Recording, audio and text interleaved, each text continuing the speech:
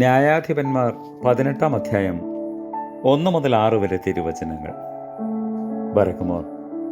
അക്കാലത്ത് ഇസ്രായേലിൽ രാജാവില്ലായിരുന്നു. ദാൻ ഗോത്രക്കാർ അക്കാലം തങ്ങൾക്ക് വാസത്തിന് ഒരു അവകാശം അന്വേഷിച്ചു. ഇസ്രായേൽ ഗോത്രങ്ങളുടെ ഇടയിൽ അവർക്ക് അന്ന് വരെ അവകാശം സ്വാധീനമായി ലഭിച്ചിരുന്നില്ല. അങ്ങനെയിരിക്കെ ദേശം ഒറ്റുനോക്കി പരിശോധിക്കേണ്ടതിന് ദാന്യർ തങ്ങളുടെ ഗോത്രത്തിൽ നിന്ന് കൂട്ടത്തിൽ പരാക്രമശാലികളായ 5 പേരെ സോരയിൽ നിന്നും എസ്കായോലിൽ നിന്നും അയച്ചു.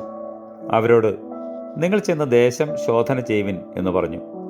അവർ എഫ്രൈം മലനാട്ടിൽ മീഖയുടെ വീട് വരെ എത്തി രാത്രി അവിടെ പാർത്തു. മീഖയുടെ വീടിനരികെ എത്തിയപ്പോൾ അവർ ലേവി യുവാവിന്റെ ശബ്ദം കേട്ടറിഞ്ഞു. അവിടെ കയറി ചെന്ന് അവനോട്, നിന്നെ ഇവിടെ കൊണ്ടുവന്നത് ആർ? നീ ഇവിടെ എന്ത് ചെയ്യുന്നു? നിനക്ക് ഇവിടെ എന്ത് കിട്ടും എന്ന് ചോദിച്ചു.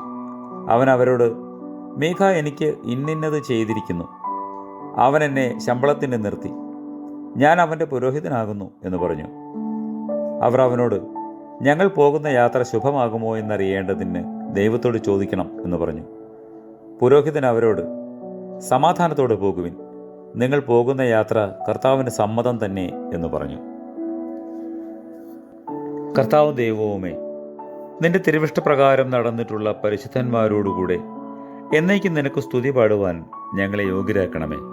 ആമേൻ.